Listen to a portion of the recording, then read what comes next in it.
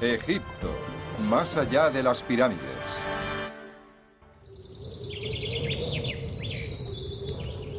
A 680 kilómetros al sur del Cairo, se alza un templo extraordinariamente bello situado al borde mismo del desierto.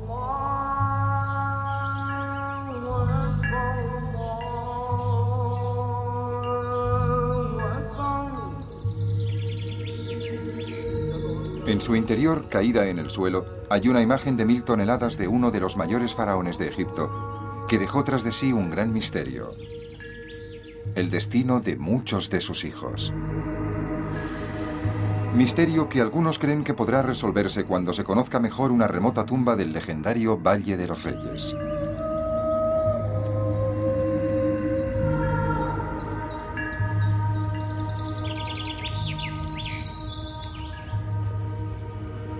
Este montón de enormes piedras en desorden fue en su tiempo una estatua de Rameses II, que gobernó en Egipto hacia el 1200 antes de nuestra era.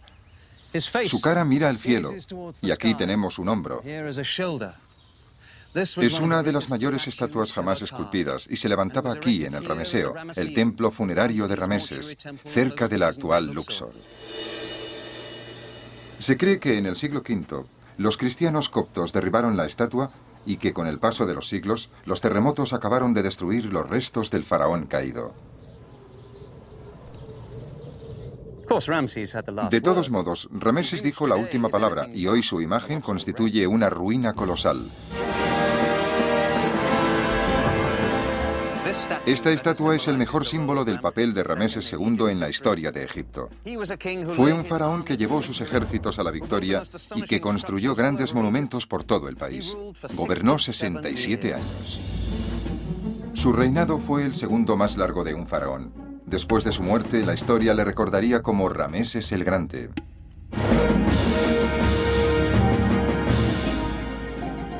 Rameses tenía poco más de 20 años cuando sucedió a su padre, Setos I, en el año 1280 antes de nuestra era. Setos había sido un faraón dinámico y triunfante y se aseguró de que su hijo tuviera una buena preparación para sucederle. De niño, Rameses acompañó a su padre a la guerra y aprendió de primera mano la forma de dirigir un ejército. Siendo aún joven, estudió técnicas de ingeniería y supervisó las canteras, donde se tallaban los grandes obeliscos destinados a decorar los templos egipcios. Su formación valió la pena. El reinado de Rameses II fue inigualable en logros y estabilidad. El adolescente que había acompañado a su padre en las batallas se convirtió en un decidido guerrero que defendió Egipto de las amenazas exteriores. Rameses II también aplicó sus conocimientos de ingeniería y dejó para la historia algunos de los más bellos y espectaculares monumentos de Egipto. En una civilización de grandes constructores, este faraón fue uno de los más sobresalientes. Más de 3000 ciudadanos egipcios trabajaron para tallar los bloques de piedra del Rameseo, el bello templo dedicado a su persona.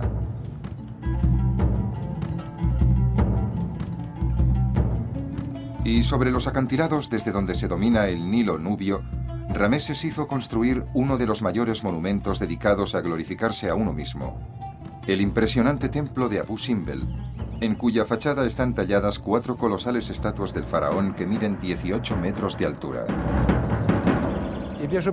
Creo que Rameses se puede incluir entre las grandes figuras históricas del antiguo Egipto.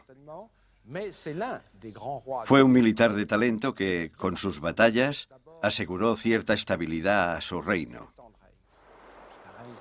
Y llenó Egipto, desde el delta del Nilo hasta Nubia, de monumentos que cuentan la historia de su reinado.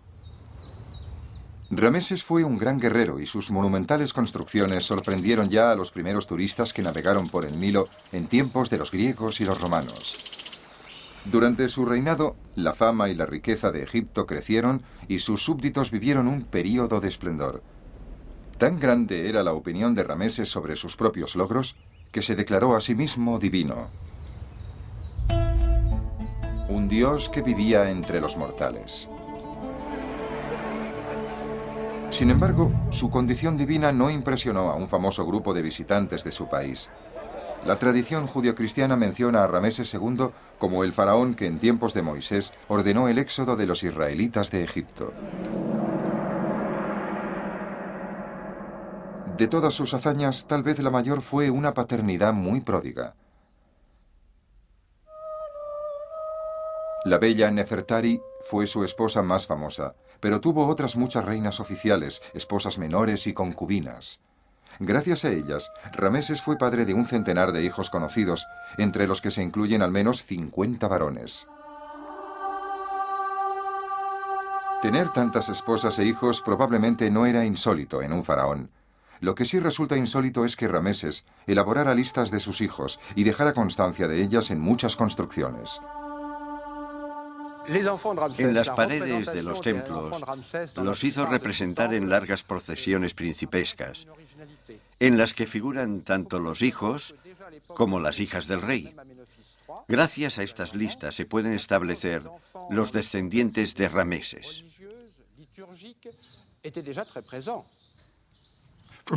De la mayoría de faraones del antiguo Egipto, se desconoce quiénes formaron parte de la familia real. De Rameses II, en cambio, conocemos los nombres de muchas de sus esposas y también de muchos de sus hijos e hijas, más de 2 docenas de cada sexo. Rameses II fue sin duda un personaje singular por el hecho de que ningún otro faraón antes o después de él prestó tanta atención a sus hijos. A pesar de ese reconocimiento público tan poco habitual por parte de su padre, sabemos muy poco de la vida de esos hijos. Ser heredero del trono de Rameses II tuvo que ser bastante frustrante, ya que este faraón gobernó durante 67 años y sobrevivió a 5 de sus sucesores. El primero fue Amon-Her-Jepeshef, que murió en el año 40 del reinado de su padre. Si Rameses hubiera sido el faraón del Éxodo, Amon-Her-Jepeshef habría sido el primer hijo varón fallecido cuando Dios envió las 7 plagas contra Egipto. Pero esta historia ofrece algunas dudas y es difícil de confirmar. Del resto de príncipes hijos de Rameses conocemos pocos detalles. El cuarto hijo, Hamuase, fue muy admirado y tal vez el favorito de su padre. Fue un sacerdote importante y supervisó la construcción de los principales proyectos de Rameses. Murió en el año 50 del reinado de Rameses. Mineptah fue el 13º hijo de Rameses, y sabemos poco sobre él, hasta que fue designado general del ejército en el 40º año de reinado de Rameses. Probablemente gobernó en la sombra durante la última década de la vida de su padre. Incluso en su época senil, Rameses era alto para ser egipcio. Medía 1,72 metros. En los últimos años de su vida se vio afectado por una artritis y una desviación de la columna. Y como la mayoría de sus compatriotas padecía problemas dentales. Tenía una constitución delicada, una nariz aguileña y afilada y unas orejas grandes y agujereadas. Era un poco vanidoso, ya que a una edad avanzada aún se teñía el pelo de una tonalidad rojiza. Hasta el final de su vida, Rameses II no dejó de ser Rameses el Grande, activo, enérgico y una gran presencia en la vida de su nación. Pero hasta a un dios viviente le llega su fin.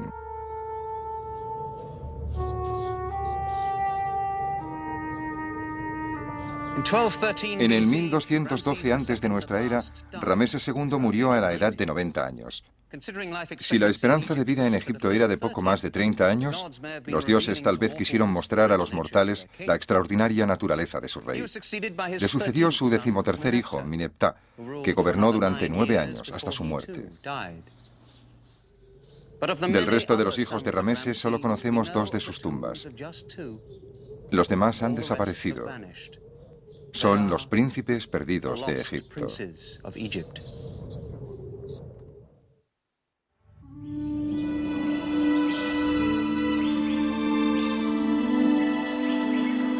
El largo reinado de Rameses II llegó a su fin en el año 1212 antes de nuestra era. Sin duda fue un momento de gran tristeza en Egipto. Pocos súbditos de Rameses habían conocido otro rey. Durante 40 días, los sacerdotes realizaron el riguroso ritual de momificación en su cuerpo. Pusieron su estómago, intestinos, hígado y pulmones en unos contenedores especiales llamados vasos canopos. Secaron el cuerpo con una sal especial, lo adornaron con amuletos y joyas y lo envolvieron con tiras de lino. Al final colocaron la momia en un féretro decorado e iniciaron el viaje al Valle de los Reyes, en el sur de Egipto. Estamos ante la tumba de Rameses II. Esta impresionante sala se excavó hace poco tiempo y es la primera vez que se filma. Es la sala más grande del Valle de los Reyes. Se supone que los sacerdotes transportaron el cuerpo momificado del faraón a esta cámara y lo bajaron hasta un gran sarcófago que se encontraba aquí. Debieron poner sus vísceras contenidas en los vasos canopos en un arca de alabastro que bajaron hasta este hueco. Encima había una bella capilla dorada de madera. Una vez terminados los últimos rituales, los sacerdotes barrerían el rastro de sus huellas mientras abandonaban la tumba y dejaban solo al gran faraón para toda la eternidad en este bello lugar, en el corazón de la montaña.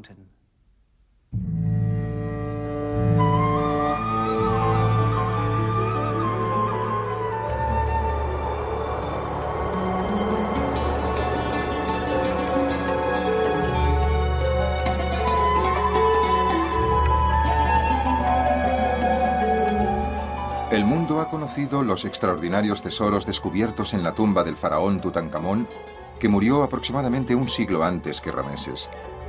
Si Tutankamón, un rey menor que tuvo muy poca influencia en la historia de Egipto, fue enterrado con tal tesoro, podemos imaginarnos los magníficos objetos y joyas que debieron llenar la tumba de Rameses el Grande.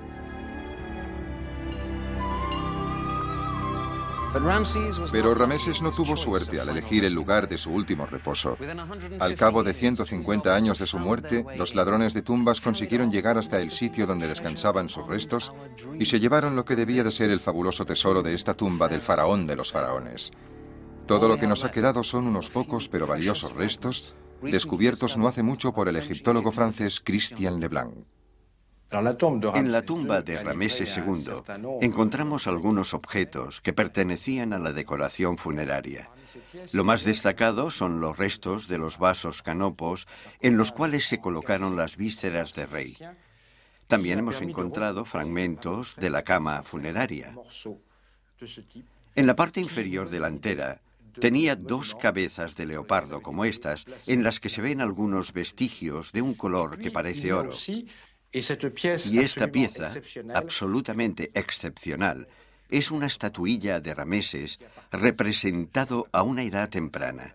Estaba colocada cerca de la momia del rey, en la que tuvo que ser una de las más bellas y suntuosas tumbas reales. Desde los tiempos más remotos, los ladrones invadieron y profanaron las tumbas. Habitualmente trabajaban en grupos y sobornaban a los guardias. A menudo penetraban en las tumbas cuando se producían tensiones políticas que amenazaban la seguridad nacional y distraían a los encargados de su protección. Aparte de estos pocos objetos, el resto del tesoro funerario de Rameses ha desaparecido. Pero gracias a un milagro, la momia de Rameses permaneció intacta. Los sacerdotes, que consideraban las momias faraónicas como dioses, tomaron medidas drásticas para proteger de la profanación los restos mortales de Rameses. Junto con el cuerpo de su padre, Setos, y los de otros muchos faraones, trasladaron secretamente la momia de Rameses a una tumba antigua y desconocida, situada a poco más de 1 kilómetro del Valle de los Reyes. Aquí dejaron sin grandes ceremonias el cuerpo de uno de los grandes faraones de Egipto, amontonado junto con otras momias reales. Este secreto lugar de reposo estaba cerca y a la vez lejos del lujoso lugar construido para albergar su cuerpo. Su gran tumba quedó abandonada y desprotegida. Como humillación final, en los siglos siguientes al traslado de la momia del faraón, hubo una serie de tormentas poco habituales en el desierto, que llenaron la tumba de agua y destruyeron las pinturas y los excepcionales relieves que cubrían toda su superficie. El estuco chorreaba por las paredes, las estatuas se descompusieron y los escombros procedentes de las inundaciones llenaron la tumba desde el suelo hasta el techo. A los descubridores de este lugar les costó mucho trabajo entrar.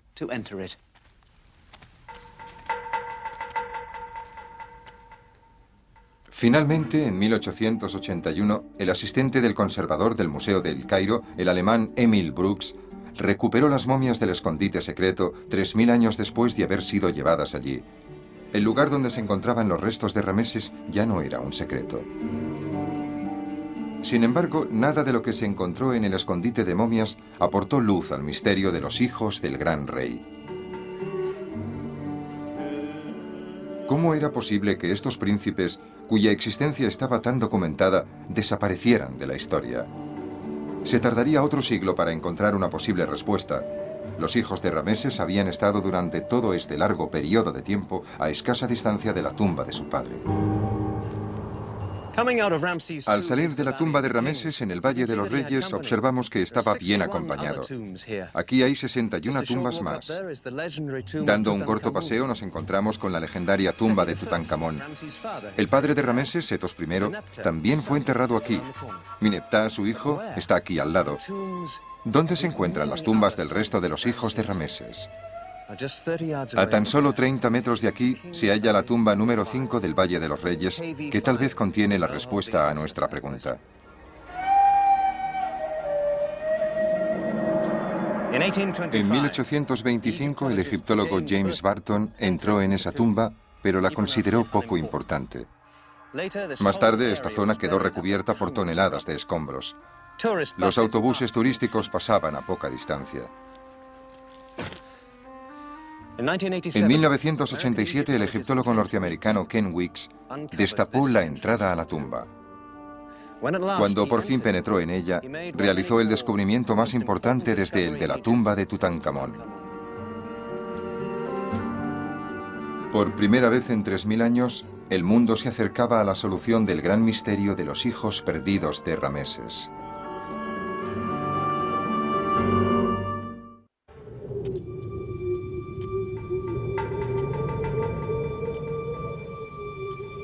Durante 450 años, los faraones de Egipto fueron enterrados en un desolado valle situado en pleno desierto para proteger sus tumbas de los ladrones. Esta zona es conocida como el Valle de los Reyes. En él se cavaron 62 tumbas en la piedra caliza. Estos palacios subterráneos se embellecieron suntuosamente con pinturas y relieves.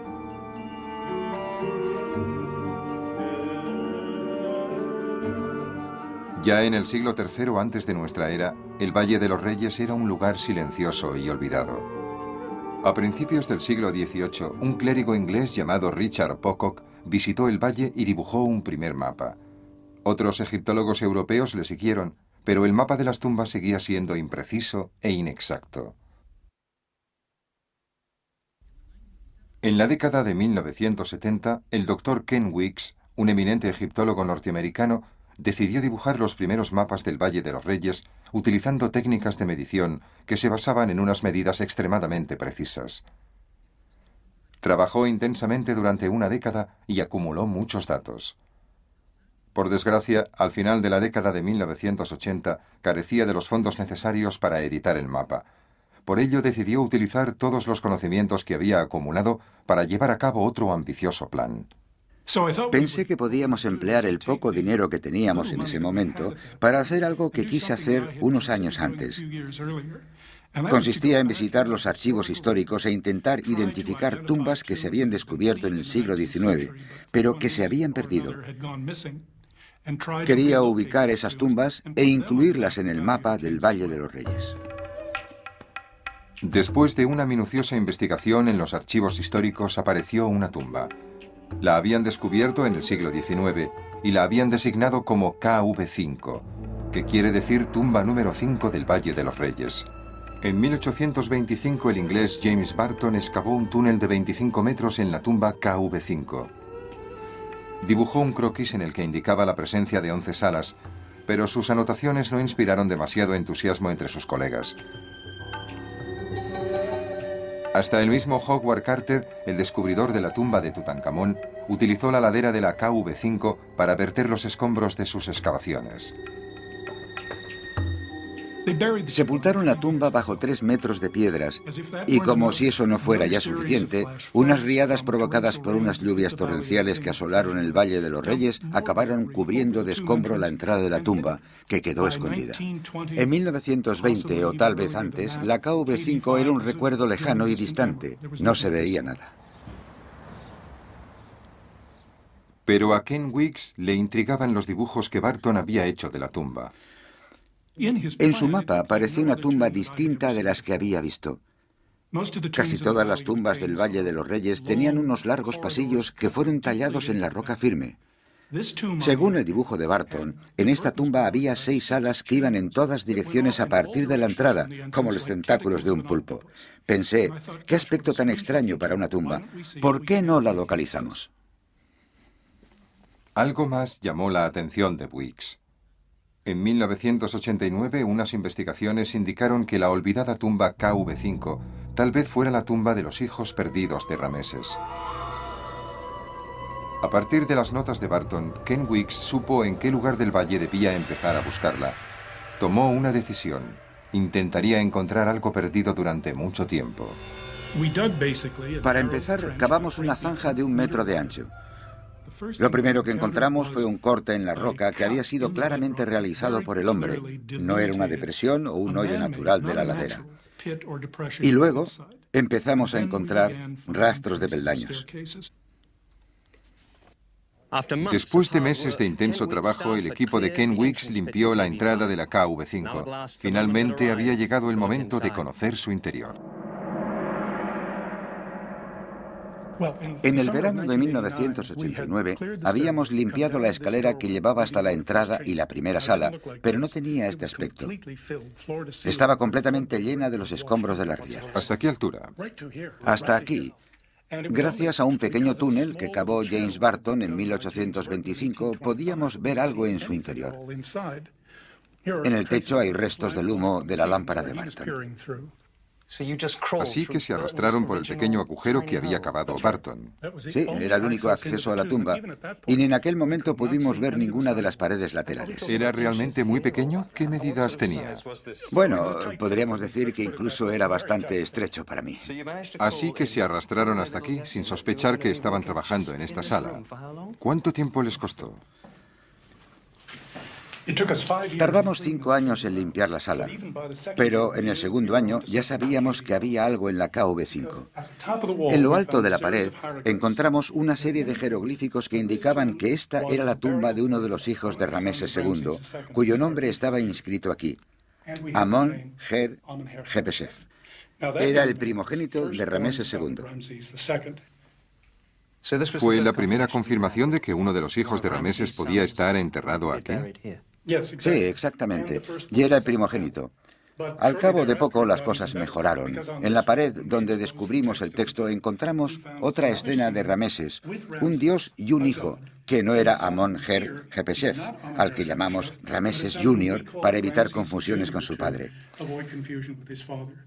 Entonces nos dimos cuenta de que se trataba de una tumba con múltiples sepulturas.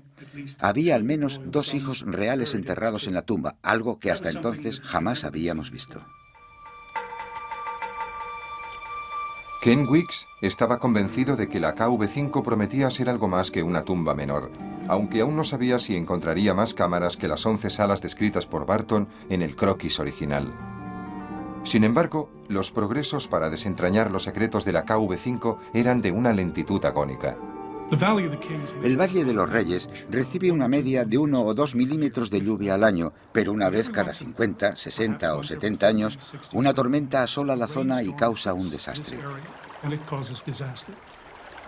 Cuando las aguas de las riadas y los escombros llegan a la KV5 en la entrada al valle, van a una velocidad de 50 a 70 kilómetros por hora y arrastran rocas de las dimensiones de una nevera. Las 11 riadas que han asolado la KV5 la han llenado completamente de escombros, arena, cieno, piedra caliza, astillas, que a lo largo de los siglos se han secado hasta tener una consistencia casi de cemento. La limpieza de las toneladas de escombros que llenaban la tumba requirió muchísimo tiempo. Las técnicas para limpiar los escombros de una tumba o de un yacimiento arqueológico apenas han cambiado en el último siglo. Aún cargamos con cestos hechos de neumáticos viejos y los llenamos utilizando palas o picos para luego transportarlos a mano y dejarlos en el exterior de la tumba.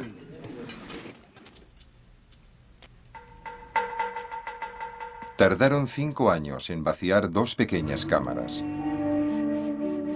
Aparte de haber descubierto los nombres de 2 hijos de Rameses, Ken no encontró mucho más. Ahora les quedaba limpiar la sala 3, mucho mayor. Lo que Weeks descubriría en esta zona justificaría todos los años de paciencia y arduo trabajo. Ken Weeks se arrastró hasta la 3ª sala por este pequeño agujero. Esperaba encontrar algo debajo de esa enorme acumulación de escombros, pero no pudo llegar hasta allí. Se dio cuenta de que los pilares no aguantarían y que tenían que asegurar las grandes grietas que había en el techo de caliza. Un trabajo que justo ahora se acaba de terminar. El mapa de Burton mostraba una puerta misteriosa en la pared posterior, y Ken Weeks empezó a excavar en esa dirección hasta que en 1995 consiguió profundizar lo suficiente para arrastrarse por esa entrada. Lo que pasó a continuación es uno de los grandes momentos de la historia de la arqueología moderna. Finalmente, Ken Weeks estaba a punto de ver qué había más allá de la sala 3. Iba a entrar en un lugar donde nadie había entrado desde los tiempos de los faraones. Creíamos que encontraríamos otra sala pequeña, como la sala 1 o la 2. Sin embargo, enfocamos las linternas y no vimos nada. Solamente oscuridad. Eso significaba que la sala no tenía fin. No podíamos ver el final. Luego, cuando pudimos iluminar la tumba con electricidad, se convirtió en la visión más increíble que jamás he tenido en mi vida. A 30 metros, corredor abajo, alineada con las puertas que lo flanqueaban, encontramos una estatua del dios Osiris. Cuando llegó hasta aquí ya vio que era un hallazgo increíble. No paraba de repetirme, es increíble, no hay nada igual en el Valle de los Reyes. Había salas a ambos lados. Cada 3 metros había una puerta que llevaba a una sala pequeña o a un conjunto de salas. La mayoría están tapiadas. Sí, aún no las hemos excavado. En aquel momento seguro que pensó que lo que había encontrado allí era uno de los descubrimientos arqueológicos más importantes del siglo. Jamás se había encontrado algo igual. Fue cuando llegó a este punto que tuvo esa visión sorprendente. Una estatua de tamaño natural que al principio pensamos que representaba al dios Osiris, pero que ahora creemos que se trata de una representación de Rameses como Osiris, el faraón deificado que da la bienvenida a sus hijos en este corredor y en su ingreso a la próxima vida. La bella estatua de Rameses acabó de certificar que esta era la tumba de sus hijos reales. Con el hallazgo del corredor 7 y de su complejo de salas, la importancia del descubrimiento de Ken Weeks empezó a difundirse por el mundo.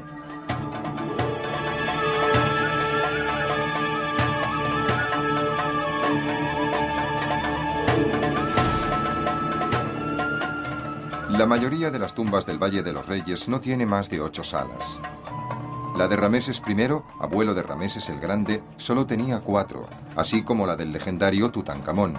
Weeks ya había descubierto 65 salas y muy pronto aparecerían más. Jamás se había hallado nada parecido. La KV5 parecía ir en todas direcciones. Este corredor es desconcertante. Tiene una pendiente mucho más acentuada que los demás. Algunas de las salas laterales excavadas aquí se encuentran bajo el suelo de las salas del nivel superior. Al final de este corredor tan inclinado, de repente descendemos 4 peldaños y nos encontramos en otra gran sala con pilares. En este caso, es una cámara rectangular con 3 pilares en el centro.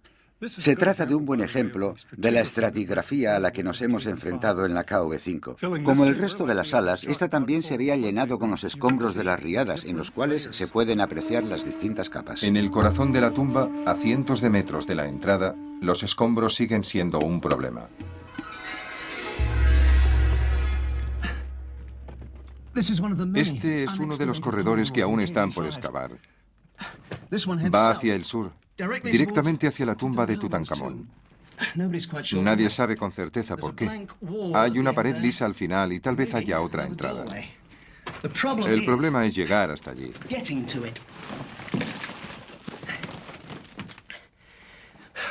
Con tantas salas y corredores, esta tumba tiene las dimensiones de casi medio campo de fútbol y está llena de escombros. Detrás tal vez se encuentren más fragmentos de cerámica, vasos canopos y hasta quizás restos momificados. Este material es tan duro como el cemento. La excavación con maquinaria está totalmente descartada. Todas estas toneladas de escombros deben retirarse a mano. Los escombros de las riadas son tan solo uno de los obstáculos que impiden llegar a los secretos de la KV5. Creo que esta es una de las partes potencialmente más interesantes de la KV5. Desgraciadamente, también es la más peligrosa. Al estar situada debajo de la carretera por la que han pasado los autobuses turísticos durante los últimos 40 años, el techo se ha desplomado. Levantarlo sería una tarea muy costosa, pero estoy convencido de que, si pudiéramos hacerlo, encontraríamos pruebas, tal vez un sarcófago u otra obra de arte funerario, que probaría sin lugar a dudas que la Sala 5 fue el lugar donde se enterró a uno de los hijos del rey. A causa de las inundaciones, las pinturas y relieves de las paredes de la KV5 están muy deteriorados. Pero a medida que se vacían las salas, los restos de relieves indican con claridad que la KV5 estaba magníficamente decorada. Los relieves de la pared norte del corredor, 7, son espectaculares. Proporcionan uno de los mejores ejemplos de escultura en relieve de la tumba. Originariamente estaban pintados, pero ahora solo queda el contorno. Aún así, se puede apreciar el elegante trabajo en la figura de uno de los hijos de Rameses II, cuyo nombre desgraciadamente desconocemos. Lo presenta su padre con un montón de ofrendas a los dioses. En este caso, Nut y Hathor, delicadamente representada con un bello rostro. Algo raro sucede en este corredor justamente en este punto. Aquí arriba había unos bellos relieves en las paredes, pero de pronto deja de haberlos y las paredes se vuelven ásperas como si necesitaran yeso. No tengo ni idea de cuál es el motivo, a excepción de una posibilidad. Originalmente, quizás el corredor acababa en este punto y luego se prolongó. Tal vez la tumba se agrandó para albergar los cuerpos de los otros hijos de Rameses II que fallecieron antes que él. A medida que en la tumba se van descubriendo más relieves dañados, Susan, la esposa de Ken, se encarga de su reconstrucción. Incansablemente copia con todo detalle los relieves que luego se estudian para recrear las partes perdidas y la pintura que los recubría. Una vez dibujados los trazos dañados, Susan reproduce los colores originales basándose en fragmentos diminutos de pintura encontrados en las paredes de la tumba. Este es un hijo de Rameses. Lleva un collar azul muy brillante y un vestido de sacerdote bastante elaborado de color amarillo con rayas rojas.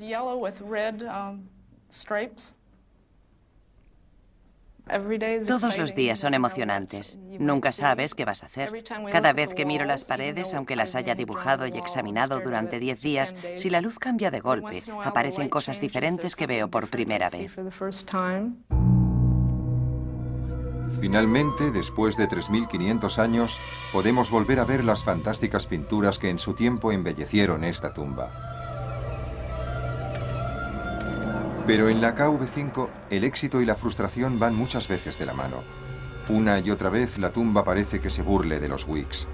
Es como si el gran Rameses no quisiera desvelar el misterio de sus hijos. Sabemos que la tumba original estaba magníficamente decorada con unos relieves pintados con colores brillantes. A causa de las riadas, gran parte de la pintura y del yeso desapareció. Pero en ningún lugar es más frustrante que en esta escena de la Sala Segunda. En ella está Rameses II y la imagen de un hijo suyo. Justo encima de ella distinguimos unos jeroglíficos que dicen: del hijo del rey es el cuerpo de... y nos falta el nombre. No tenemos ni idea de quién era. Dado el título y la figura del hijo, estábamos ansiosos. Tal vez era el hijo 6, 7 u 8 de la lista de personas enterradas en esta tumba. Estuvimos muy cerca de saberlo, pero no lo conseguimos. Después de 10 años de excavaciones, la KV5, con sus más de 100 salas, se puede considerar la mayor tumba y la de diseño más original del Valle de los Reyes, y probablemente de todo Egipto. Es evidente que la construyó Rameses II, y se tienen pruebas suficientes que confirman que la había destinado a sus hijos. Hemos hallado los nombres de algunos hijos de Rameses escritos en las paredes de la KV5. Tenemos más de 2 docenas de representaciones de este faraón en las que presenta a alguno de sus hijos a los dioses. En algunas salas hemos encontrado objetos funerarios, vasos canopos y los nombres y títulos de 5 hijos de Rameses II. Ken Weeks encontró también restos de naturaleza más humana. En 1998 se hallaron algunos cuerpos que habían descansado en esta tumba especial durante siglos.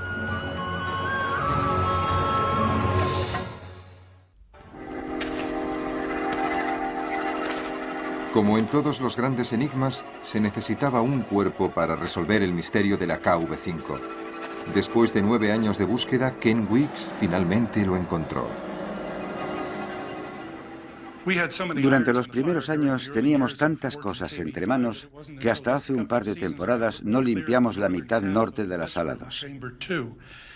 Para nuestra sorpresa, cuando llegamos al nivel del suelo, encontramos 2 cortes paralelos irregulares que indicaban que ahí había una cavidad.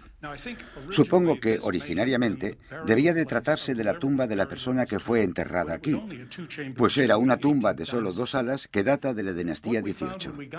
Cuando llegamos a la base de la cavidad, encontramos unas capas de huesos, y bajo ellas 3 cráneos humanos de varón adulto, con las vértebras aún pegadas al cuello y con restos de tejido momificado alrededor del cuerpo.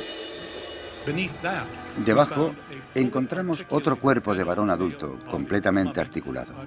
Una momia de unos 50 años de edad, reposando en esta posición sobre el suelo. Dada la posición de los brazos y del cuerpo, podría tratarse, y también en el caso de los otros 3 cráneos, de hijos de Rameses II.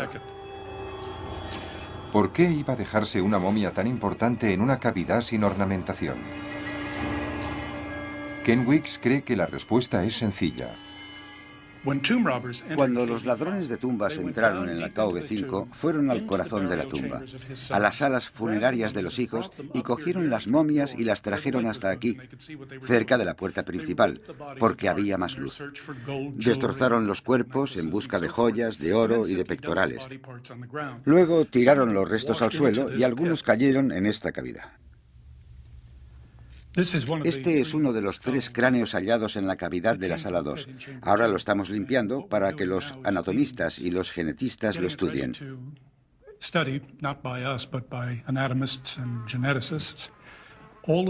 Todos los dientes estaban bastante gastados, incluso los incisivos y los caninos. Estos rasgos, junto con las uniones entre los huesos del cráneo, indican que tal vez se trate de un varón adulto. Ahora lo que nos gustaría es poder determinar si se trata del cráneo de un familiar de los otros cuerpos hallados en la tumba.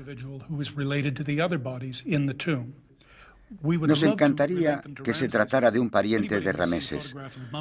Cualquier persona que haya visto la momia de Rameses o una representación suya en pintura o escultura se da cuenta de que tenía una nariz prominente. Quizás este pueda ser uno de los rasgos anatómicos que determinen el parentesco. El análisis científico de los cráneos es una labor que no se puede realizar entre el calor y el polvo del Valle de los Reyes. Los trabajos más minuciosos para desvelar los secretos de la KV5 no se realizan en la tumba, sino en los laboratorios de El Cairo.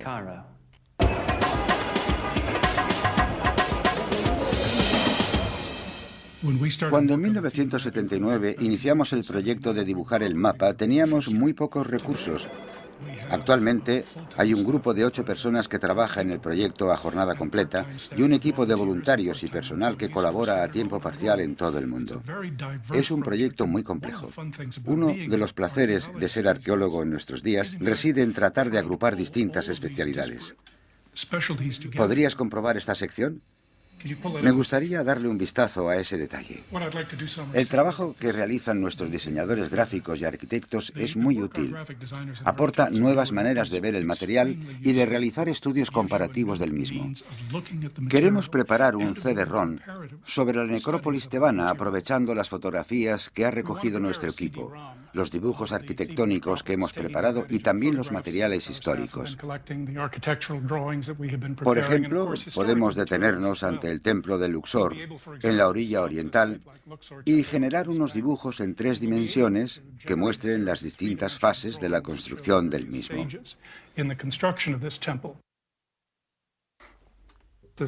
Esto sin duda es la KV5. Hemos pensado preparar algo que no solo interese a los estudiosos, sino que también sea ameno y entretenido para los jóvenes y los adultos que empiecen a interesarse por el Antiguo Egipto. A pesar de todos sus esfuerzos, Ken Weeks es el primero en admitir que aún queda mucho por hacer en la KV5. El trabajo es duro, lento e inmenso. Hasta ahora se han descubierto 150 salas y solo se ha limpiado un 7% de las mismas. Pero hay algo que ha quedado claro. Durante los 3000 años en los que se construyeron tumbas en el Antiguo Egipto, no hay nada que se asemeje ni remotamente a la KV5, tanto en sus dimensiones como en su diseño. ¿Por qué Rameses II creó un mausoleo aparentemente tan insólito para sus hijos? Ken Weeks cree tener una respuesta. Sabemos que durante su reinado se declaró divino. Por ello asignó a sus hijos, al menos al heredero, muchas de las obligaciones seculares que realizaba habitualmente. Cuando uno de sus hijos, el heredero, se convertía en corregente, dejaba de ser simplemente el hijo que heredaría el trono para pasar a ser un joven rey. Y un joven rey debe enterrarse de una forma adecuada. Muchos de sus hijos tuvieron que pasar por esta extraña posición de corregentes, pero murieron antes que él y los enterraron en esta extraña tumba. En la KV5 todavía quedan muchas preguntas por responder, pero esta tumba ha demostrado que nuestros conocimientos sobre el Antiguo Egipto son aún muy incompletos. Para Ken Weeks, la búsqueda y las investigaciones continuarán. Él quiso ser egiptólogo desde que era un niño y vivía en el estado norteamericano de Washington. Ahora espera contribuir al desarrollo de unos estudios que tanto le gustan. Además del trabajo en la KV5, me interesa desarrollar un plan general para la protección del Valle de los Reyes y para Tebas. La elevación del nivel del agua, la contaminación, el aumento de población en los pueblos cercanos y el auge del turismo están pasando factura en todos los yacimientos, tanto en las tumbas como en los templos. Nada me entristecería más que ver cómo se niega a las generaciones futuras la oportunidad de visitar algo tan mágico como el Valle de los Reyes. Sería muy triste que, dentro de un siglo, los niños no pudieran soñar con este sitio como lo hice yo cuando tenía 8 años. Ken Weeks lleva 10 años trabajando en la KV5. A veces no he estado seguro de descubrir algo más que unas pocas salas vacías. Y siempre ha tenido que preocuparse de buscar fondos para pagar todo esto. Pero su paciencia y su dedicación han dado paso a lo que se está convirtiendo en uno de los hallazgos más emocionantes de la egiptología. En los próximos años, la KV5 desvelará más secretos. ¿Por qué se construyó una tumba tan inmensa? ¿Qué pasó con su contenido? Y tal vez, solo tal vez, Ken Weeks descubrirá si otros hijos del gran Rameses todavía descansan en algún lugar entre estas paredes.